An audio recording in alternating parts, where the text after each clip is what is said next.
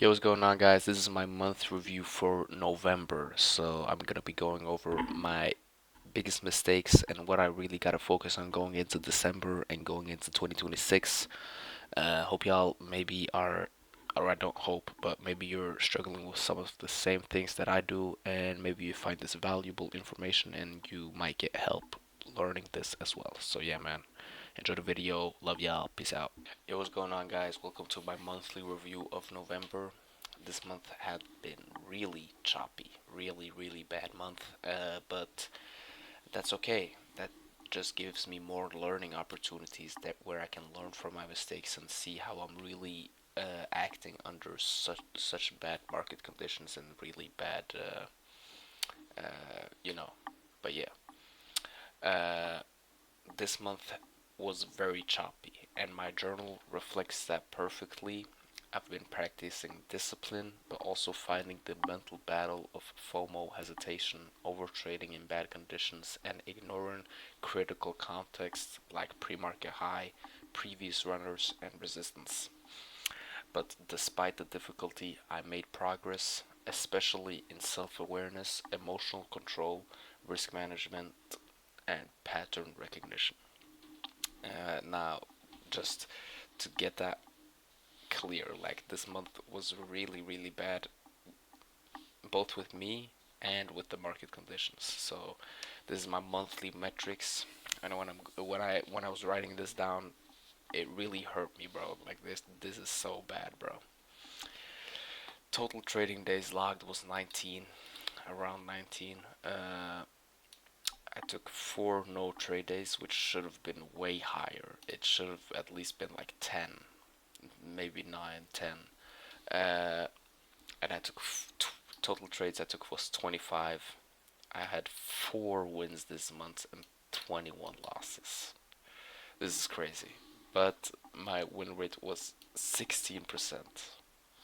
Very low, but expected in ultra choppy markets because most losses came from lower quality market condition, not poor strategy. So my monthly performance was negative 22%. So I'm down 22% this month. This matches with a lot of small cap long traders experienced this month. It was a brutal environment. Uh, my most important discovery this month was I do not have an edge in choppy market conditions, but I do have an edge in clean trending markets. This is very important for me to know, and this need to be graved into my head, bro. And almost every win this month was a A plus setup with strong momentum, clean charts, strong buying, breakouts away from pre-market high. There was an obvious trend, clear support behavior, and no micro resistance nearby. And almost every loss came from choppy trends, low momentum, inside day moves, close to pre-market high, previous runners, and multi-day overhead bag holders. This was a real discovery that I like understood when it happened to me like two times. Uh, Volume inconsistency, micromanaging stops, and acting from emotion like fear, FOMO, hesitation, and yeah. But this is simply the market conditions exposing my weaknesses and testing my discipline. My repeating monthly mistakes, as you know, we're going to be going over my repeating mistakes this month as I have on any other month review I've made. Uh, and my number one is trading low probability conditions. This is my number one leak. This is my number one problem. Trading in low probability conditions. Forcing trades in low probability conditions will not do me any good. It will just hurt my account, not help grow. Uh, Almost every multi-percent loss came from trading into pre-market high, trading previous day runners, trading with heavy overhead selling, taking setups during quiet, slow, or low momentum days, and forcing trades in choppy conditions. This has massive impact in my trading, and I could have cut my monthly losses from 22% to nearly break even just by avoiding these. Could have been a break even month if I was just avoiding these mistakes right here. So yeah. My second one is FOMO plus emotional trading. I journaled FOMO on 1st November, 3rd of November, 5th of November, day 8, day 9, day 11, day 17, and day 18. All of these days was when I journaled FOMO in my journaling.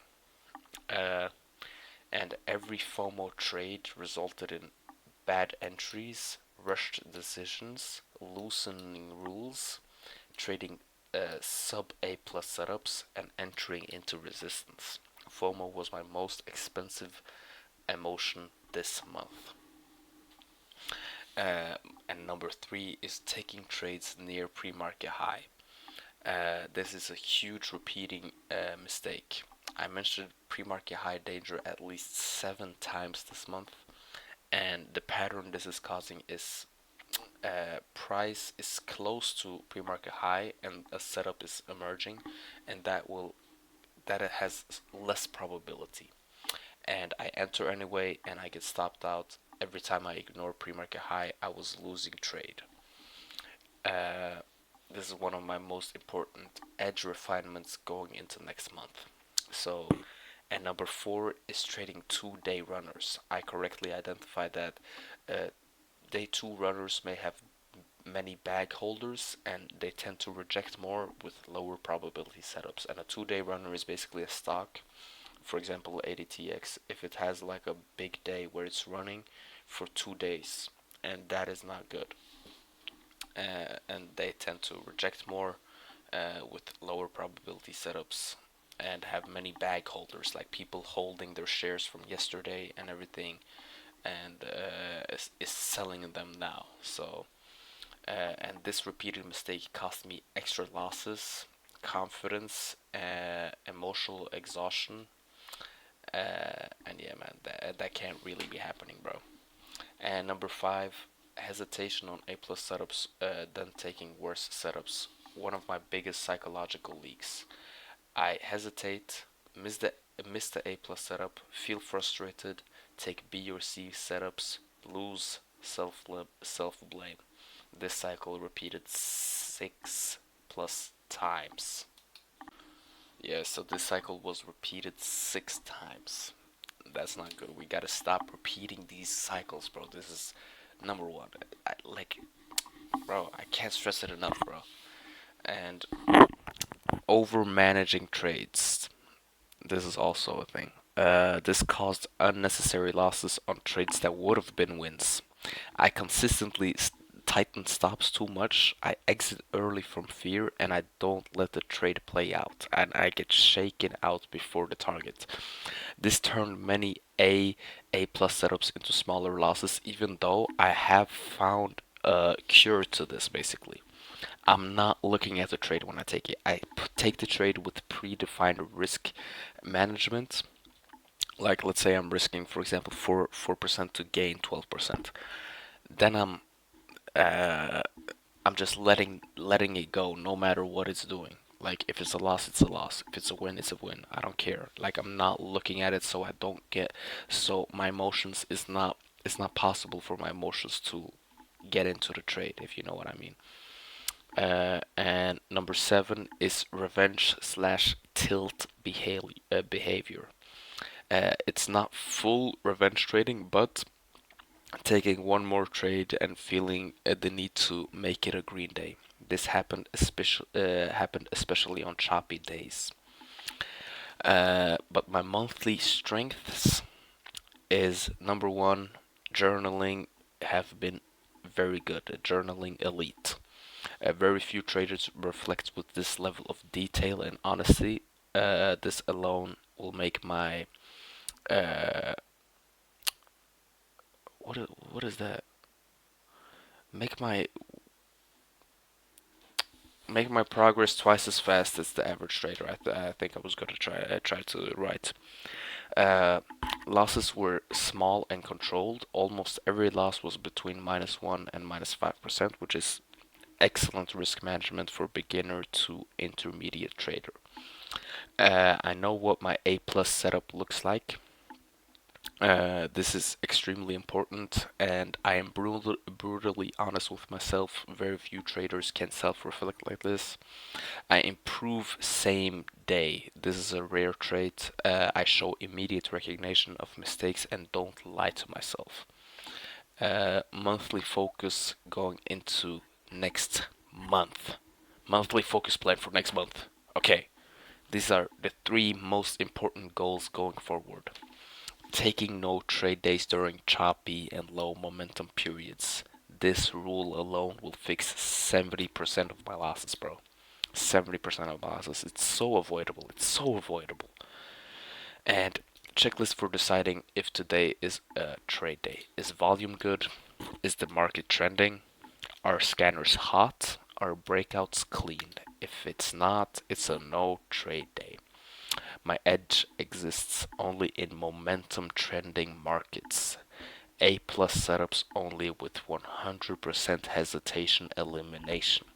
That was kind of crazy. Hesitation elimination. My hesitation is costing me A plus setups, and my rule for next month is if it's a A plus, enter immediately. If it's not A plus, I do not enter at all. It's binary, no in between. Like it's this or that, bro. It's a binary. So yeah. My number three pre-market high rule gotta be non-negotiable. If I do not take setups that are within 2 to 3% of pre-market high. I must treat that pre-market high like a brick wall. If it's close to pre-market high, I'm making an A plus setup. I'm not taking that A plus setup because I'm waiting it for to break past pre-market high. If it breaks past pre-market high and pre-market high starts to act like resistance, then I can take that trade. No, I mean support, not resistance. Uh, this alone will increase my win rate from 16% to 40-50 range.